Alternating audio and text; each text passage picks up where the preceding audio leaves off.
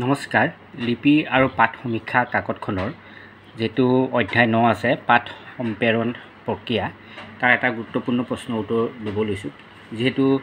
কিতাপখনত ভালদৰে লিখি থোৱা নাই সজাই পেলাই মই সজাই আপোনালোকে বুজিব পৰাকৈ লিখিছোঁ অতি গুৰুত্বপূৰ্ণ চাব ইয়াৰ এটা মই ইতিমধ্যে দিছোঁ এই অধ্যায়টো এনে ধৰণৰ গুৰুত্বপূৰ্ণ প্ৰশ্ন উত্তৰ বাবে চেনেলটো সাবস্ক্ৰাইব কৰি ল'ব আৰু সকলো ধৰণৰ গুৰুত্বপূৰ্ণ প্ৰশ্ন উত্তৰ পাবৰ কাৰণে আপোনালোকে এই চেনেলৰ মেম্বাৰশ্বিপ লৈ ল'ব চাব পুৰণি পুথিত কেনে ধৰণৰ লেখন সামগ্ৰী ব্যৱহাৰ কৰা হৈছিল আৰু সেইসমূহ প্ৰস্তুতকৰণৰ বিষয়ে এটি আলোচনা আগবঢ়াওক বা পুৰণি পুথি বুলি দিব পাৰে বা হাতে লিখা পুথি বুলি দিব পাৰে বা পুৰণি পুথিৰ লেখন সামগ্ৰী সম্পৰ্কে এটি আলোচনা আগবঢ়াওক উত্তৰ লিখিব পুৰণি পুথিত সময় সাপেক্ষ বেলেগ বেলেগ বহু ধৰণৰ লেখন সামগ্ৰী ব্যৱহাৰ কৰা হৈছিল সাধাৰণতে মানুহে সভ্যতাৰ পোহৰ পোৱাৰ লগে লগে নিজৰ মনৰ ভাৱ প্ৰকাশ কৰিবলৈ পৰ্বতৰ গাঁত গুহাৰ বেৰত শিলত আৰু পৰৱৰ্তী সময়ত গছৰ ছাল জন্তুৰ ছাল আদি লিখাৰ সামগ্ৰী হিচাপে ব্যৱহাৰ কৰিছিল তাৰো পিছত ধাতুৰ সামগ্ৰী পোৰামাটি ইটা আদি লিখন সামগ্ৰী হিচাপে লৈছিল লিখন সামগ্ৰী হিচাপে হাতুৰী বটালি আদি সামগ্ৰী ব্যৱহাৰ কৰিছিল পুথি হিচাপে পুৰণি পুথিৰ লেখন সামগ্ৰী হিচাপে তুলাপাত লিখাৰ প্ৰথা অসমত পুৰণি কালতে আৰম্ভ হৈছিল তুলাপাতৰ লগতে পুৰণি পুথিত ব্যৱহাৰ কৰা লেখন সামগ্ৰীবোৰ হ'ল মাদুৰী বনৰ লেখিয়া পাত হাঁচি পাত কপাহী কাপোৰ আদি আনহাতে লিখন সামগ্ৰীসমূহ আছিল কাপ মহিচুঙা নল ইকৰা খাগৰি বাঁহ কাঠ আৰু চৰাই পাখি আনহাতে পুথি আদিত লিখিবৰ বাবে মহি নামৰ চিয়াহী জাতীয় দ্ৰব্য প্ৰস্তুত কৰি ব্যৱহাৰ কৰিছিল তুলাপাত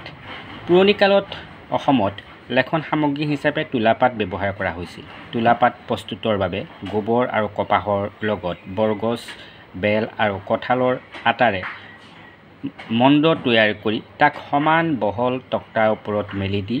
আন এখন তক্তাৰে হেঁচা দি ৰখা হয় পাতবোৰ শুকালে পুথিৰ জোখত কাটি লিখাৰ বাবে ব্যৱহাৰ কৰা হয় সাঁচিপাতত লিখা পুথি সকলোতকৈ প্ৰাচীন আৰু এই সাঁচিপাতত লিখা পুথি জাউতিযুগীয়া সাঁচি নামৰ এবিধ গছৰ বাকলিৰ পৰা সাঁচিপাত প্ৰস্তুত কৰা হয় বুঢ়া সাঁচি গছৰ বাকলি এৰুৱাই ধোঁৱা চাঙত থোৱা হয়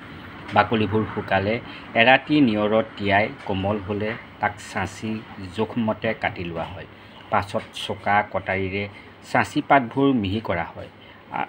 তাৰ পাছত জাউৰে পাতবোৰ মিহি কৰি শুকাই তাত হেঁচা দি থোৱা হয় আৰু শুকালে মাটিমাহৰ লেপ দি শুকাই পুনৰ ঘঁহি পাতবোৰ লিখাৰ বাবে উপযোগী কৰি তোলা হয়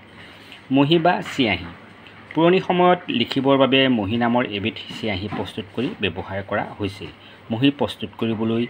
ছাই বা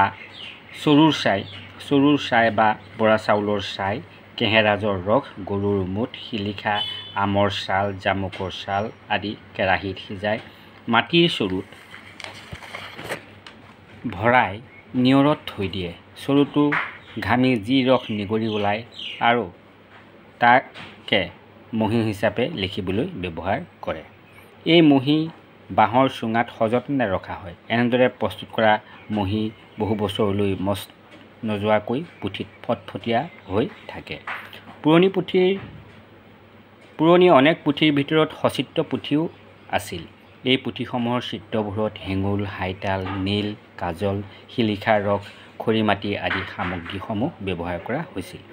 এনেদৰে চালে দেখা যায় যে পুৰণি পুথিত বিভিন্ন ধৰণৰ লেখন সামগ্ৰী ব্যৱহাৰ কৰা হৈছিল যিসমূহ অতি কষ্ট আৰু সময় ব্যয় কৰি প্ৰস্তুত কৰা হৈছিল এক কথাত সেই সময়ৰ লোকসকলে অশেষ পৰিশ্ৰম কৰি লেখন সামগ্ৰী প্ৰস্তুত কৰি বিভিন্ন পুথি ৰচনাৰে সাহিত্যৰ ক্ষেত্ৰত অৱদান আগবঢ়াইছিল এনেদৰে আপোনালোকে লিখিব লেখন সামগ্ৰীৰ ওপৰত যদি পুৰণি পুথি কেনেধৰণৰ লেখন সামগ্ৰী ব্যৱহাৰ কৰা হৈছিল বা হাতে লিখা পুথিবিলাকত কেনেধৰণৰ লেখন সামগ্ৰী ব্যৱহাৰ কৰা হৈছিল এইটো